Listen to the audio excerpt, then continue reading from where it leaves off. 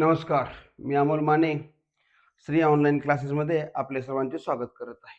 मित्रांनो, आज आपण इंग्रजीमधला जे बेसिक कन्सेप्ट आहे ते आज आपण या ठिकाणी पाहणार आहोत. आपल्याला सर्वांना माहिती आहे की इंग्रजीमध्ये जे कन्स्ट्रक्शन असतं, जी वाक्यरचना असते ती S plus V plus O असते. म्हणजे कर्ता, क्रियापद आणि कर्म असते. हे आपल्या सर्वांना माहिती आहे. परंतु यस म्हणून काय असतं, म्हणजे कर्ता म्हणून काय येतं, क्रियापद म्हणून काय येतं आणि कर्म म्हणून काय येतं, हे आपल्याला माहीत असणं गरजेचं आहे. आणि हे जर कन्सेप्ट आपली क्लिअर झाली तर आपल्याला 0 मिनिटामध्ये पार्ट्स ऑफ स्पीच आपल्याला समजून जातं. काही वेळ लागणार नाहीये. आपल्या सर्वांना इंग्रजी अवघड वाटतं, परंतु इंग्रजीसारखा सोपा विषय नाहीये. कारण आपल्याला फक्त जे 26 अल्फाबेट्स आहेत त्याच्यामध्येच आपल्याला या ठिकाणी काय करायची असते, सुरुवात करायची असते. आता जेव्हा आपण डिक्लेरेटिव्ह सेंटेन्स आपण पाहत असतो, डिक्लेरेटिव्ह सेंटेन्समध्ये S plus V plus O असं या ठिकाणी कन्स्ट्रक्शन असतं. म्हणजे आणि शेवटी या ठिकाणी फुल स्टॉप असतो. पहिला प्रकार आपण पाहतोय. आता यस म्हणजे काय, तर सब्जेक्ट असतो. जो क्रिया करतो त्याला आपण सब्जेक्ट म्हणतो. व्ही म्हणजे वर्ब, जी क्रिया असते त्याला आपण वर्ब म्हणतो आणि ज्याच्यावर क्रिया घडली त्याला आपण ऑब्जेक्ट म्हणत असतो. प्रथम आपण या ठिकाणी सब्जेक्ट म्हणून काय असतं आपण बघूयात. कारण जेव्हा या ठिकाणी सब्जेक्ट असतो तेव्हा या ठिकाणी सब्जेक्ट म्हणून दोन गोष्टी येतात. एक असतो नाउन आणि दुसरा असतो प्रोनाउन. जेव्हा आपण या ठिकाणी पार्ट्स ऑफ स्पीच पाहणार आहोत इन डिटेलमध्ये आपण या सगळ्या गोष्टी घेणार आहोत. आता फक्त आपण कन्स्ट्रक्शन बघतोय आणि त्याच्यामध्ये आपण बघतोय नाउन आणि प्रोनाउन काय असतं. तर नाउन म्हणजे नाम, आपल्या सर्वांना माहिती आहे, आणि प्रोनाउन म्हणजे सर्वनाम. तर या दोघांच्या गोष्टी आपण या ठिकाणी पाहणार आहोत.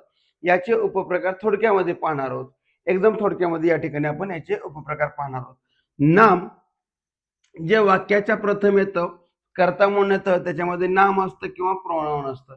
आता नाम काय असतं, तर नामाचे प्रकार आपण या ठिकाणी बघतोय. कॉमन नाउन पहिला प्रकार आहे, कॉमन नाउन. दुसरा आहे प्रॉपर नाउन. हे अगोदर आपण बघूयात. त्याच्यानंतर पुढचे जे नाउन आहेत म्हणजे कलेक्टिव्ह नाउन. चौथा मटेरियल नाउन आणि शेवटचा पाचवा ॲब्स्ट्रॅक्ट नाउन. हे आपण या ठिकाणी पाहणार आहोत. आता कॉमन नाउन म्हणजे काय, लक्षात घ्या. कुठल्याही वस्तूला, पदार्थाला जे नाव दिलेलं असतं त्याला आपण कॉमन नाउन म्हणतो. म्हणजे वस्तू असतील, पदार्थ असेल, प्राण्यांचा गट असेल, समूह असेल, या सर्वांना आपण कॉमन नाउन म्हणतो. उदाहरणार्थ जर मी म्हटलं मुलगा, कॉमन नाउन. मुलगी कॉमन नाउन. गाव कॉमन नाउन. नदी कॉमन नाउन. देश कॉमन नाउन. शाळा कॉमन नाउन. लक्षात ठेवायचं, जेव्हा आपण कॉमन नाउन सांगत असतो आपल्या मनामध्ये जेव्हा एक छोटासा प्रश्न तयार भरतो, कोणता किंवा काय किंवा कोण, तेव्हा म्हणायचं कॉमन नाउन. उदाहरणार्थ आय मेट माय फ्रेंड, मी माझ्या मित्राला भेटलो. आता मी माझ्या मित्राला भेटलो, तुमच्या मनामध्ये शंका येणार आहे, कोणत्या मित्राला भेटला, बरोबर आहे. आय वेंट टू विलेज, मी गावाला गेलो, कोणत्या गावाला गेला. My father was admitted in the hospital, माझे वडील हॉस्पिटलमध्ये ॲडमिट होते, कोणत्या हॉस्पिटलमध्ये. I am teaching English in a school, मी शाळेमध्ये इंग्लिश शिकवत आहे, कोणत्या शाळेमध्ये. आपल्या मनामध्ये एक छोटासा प्रश्न तयार झाला, कोणता, काय किंवा कोण, तेव्हा त्याला म्हणायचं कॉमन नाउन. किंवा I have a pet animal, माझ्याकडे पाळीव प्राणी आहे, कोणता पाळीव प्राणी, बरोबर आहे. जेव्हा आपल्या मनामध्ये असा प्रश्न तयार होतो तेव्हा तो असतो कॉमन नाउन. आता कॉमन नाउनचे वैशिष्ट्य काय असतात, आणखीन एक आपल्याला ओळखण्याची खूण म्हणजे काय, जे कॉमन नाउन आहे त्याचं प्लुरल होत असतं, प्लुरल फॉर्म होतो. प्लुरल फॉर्म म्हणजे काय, अनेक वचन. या कॉमन नाउनचे अनेक वचन होत असतं, समजलं. फॉर एक्झाम्पल या ठिकाणी आपण जर पाहिलं बॉय तर boys, city cities, man main, school schools. जेव्हा एखाद्या नामाचं अनेक वचन होत असतं तेव्हा त्याला आपण म्हणतो कॉमन नाउन. कॉमन नाउनचं फक्त वाक्याच्या प्रथम आलं तरच पहिलं अक्षर कॅपिटल असतं, अन्यथा कॅपिटल नसतं. ठीक आहे, दोन गोष्टी आल्या. जेव्हा आपण एखाद्या नामाचं काय करत असतो, नामाचं नाव घेतल्यानंतर किंवा नाम घेतल्यानंतर आपल्या मनामध्ये काहीतरी शंका राहते, त्याला आपण म्हणतो proper noun. Common noun. Common नाउनचं होत असतं सिंग्युलर आणि प्लुरल, बरोबर.